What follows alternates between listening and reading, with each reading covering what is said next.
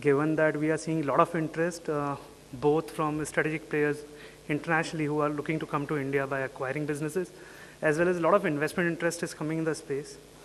So we started looking at this space closely and found very interesting developments, and definitely technology is one of the drivers for this space, which is helping the entire segment to grow right now.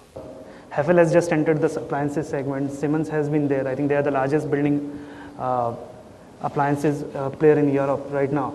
And Sleek as a kitchen player. I think how each of you are seeing, say, technology playing an important role in shaping up the industry and your respective businesses. So Rajesh, if I can start with you. See, as far as appliances is concerned and modular kitchens is concerned, the things which people fancy the most is modern appliances in their kitchens. Right. So the only thing which becomes very visible, you can say very loud, becomes the design of the appliances. In fact, in Eurocucina when we were there, all the kitchens you can see majorly gets designed around the appliances. Okay. So their appliances have a major factor to play. But comparatively, what has been made available in India to those designs and those features, quite behind. The appliances is the makeup of the entire kitchen. Without a makeup, pardon me for the women in the Congress over here, but no woman is complete without a makeup. And the kitchen is a space where women dominate. So appliances have to be absolutely agreed, give more value to the entire thing. On elements of technology, yes, I would say that some of the latest technologies which are available in Europe and America or the modern countries is not yet here into India because their development work is on a different platform altogether. They're working much more on electrical appliances rather than gas-based appliances, so we're a bit behind. But yes, technology is becoming much more relevant, and consumers are today, before buying the appliances, Googling out everything and seeing. And with a search engine like Google, you cannot hide anything at all. Sure. So yes, it is a very important factor, and we as an appliance manufacturer are also realizing that, and we are also trying to give in newer products and products which make much more sense to India. Like for this year, the offerings which we will be working on will be on cavity-based cooking, that's ovens, wherein we are launching in ovens which have a TFT display, a damp door, full sliding out trays, so that it becomes easier for the consumer to handle. Full extension ones rather than your hands going into the oven. That way we're trying to do it a bit different and give more value to the entire thing. It's been quite interesting for me to observe how the appliance business has developed over the last few years. I mean, I've been here, as I said, a little over 10 years now. And when I first came, I mean, basically, your setup was a Sunflame table top burner, right? Gas burner, 2 or 4, whatever. And then the next big craze were the chimneys, because that was a new concept. So, given, say, the influx of a lot of these Chinese appliances in Indian market, and any of you see that people are ready to accept that new technology is something that they are ready to pay for, and based on that you can have an edge over your competitors, and then also extract margins, more margins in comparison to them? I would put it this way, India is a very value-conscious driven market. It's not that they want everything cheap, okay, but they will leverage a certain level of premium to a feature or a product or a category. So you have to be able to gauge what is the level of premium which you will ask for. Okay. It is not that everything is cheap only in India. That's a conception which is changing quite a lot. And otherwise, all the top-class manufacturers of cars in India would not be doing booming business in India. Right. So definitely the consumer is willing to pay, but you need to know exactly what is the premium he can get out of your selling and how well you market it to that? We have entered with appliances clearly a different channel.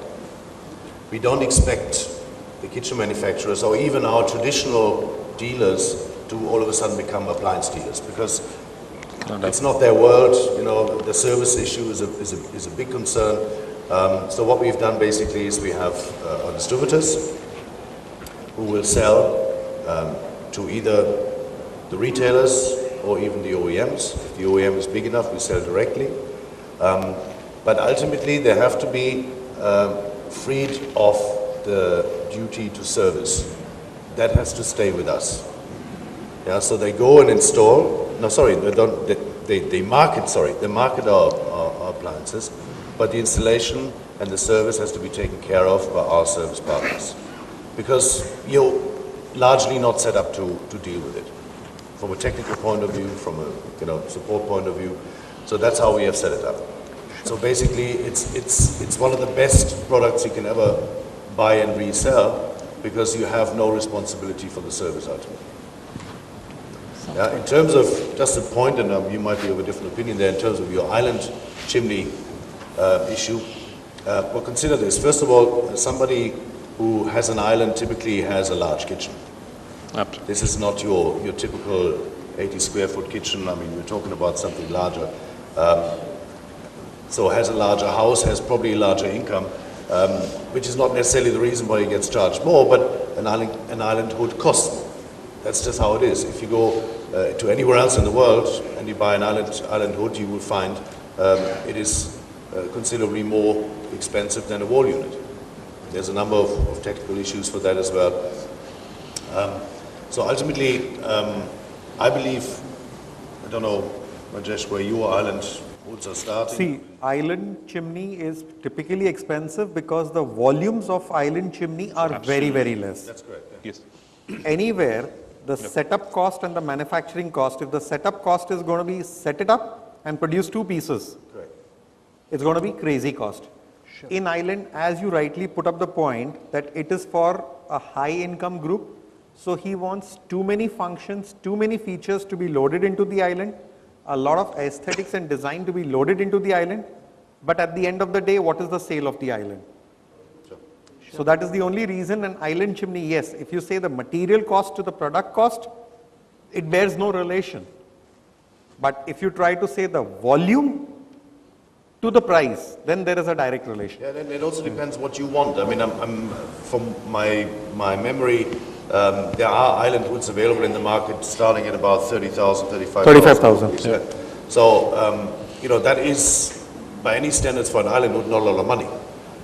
In fact, my experience is that people will not go for that, because they want, like Rajesh says, they want more features, they want more suction, they want them to be quiet, and then all of a sudden they're probably looking at more like 60,000 to a lakh plus, depending on what that hood is. But it's a very unique product in a very unique selling environment, which is typically a high-end selling environment. And there's a lot of very good reasons why it's more expensive. Yeah, and the customer actually demands more out of the island hood because it is a product which is exposed up completely open in his house. It's not at the back end in his kitchen. So he would like to show something very better off. So obviously if you start putting a lot more features into it and the volumes are not high, it won't work. It's in economies of scale at the end of the day, which does not really make it to work at all. And one of the category products is a dishwasher, which gives you a lot of convenience, replaces your maid, is more hygienic. Sadly, so in India, if the outer surface is clean, it's supposed to be hygienic, but the fact is not that. So we have products of that nature also, and it's not that we're just looking at luxury only over here. But the tendency of the Indian consumer inclines more towards that's what we are trying to bring out. So if I can answer as a consumer, I think domestic help is cheap and real estate is expensive. So that's the reason convenience is not taking precedence over, say, technology. But if you ask a normal housewife whether she prefers to have more storage space or a dishwasher, she'll go for the former. Yeah. That's the sad part. If you want to do it, it's what is convenience for him might be a necessity and might be a luxury for somebody else. Absolutely. So in general, what we were trying to say that, as Wolf said it first also, the cooker hoods, the hobs, these are the basic things which are going, which are used in the kitchens. Yes. The other things which are used as a steam oven, a microwave, a built-in, all these things are normally, a built-in refrigerator, they are normally getting added more towards the status than the utility. But it's not so for everybody. But majority of the buying in India is happening with that viewpoint. It's not that a built-in refrigerator, if it's more of a status symbol for somebody, it might be a very strong utility for you. We are saying in majority.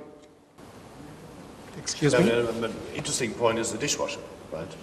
I mean, even 5 years ago, dishwashers were absolutely going nowhere, right? And all of a sudden, dishwashers took off only 3 years ago. Yes. Last 3 years have been And very that wasn't rapid. because all of a sudden everybody understood how to operate a dishwasher, or were actually in fact using it. But that was something that belonged into a high-end kitchen.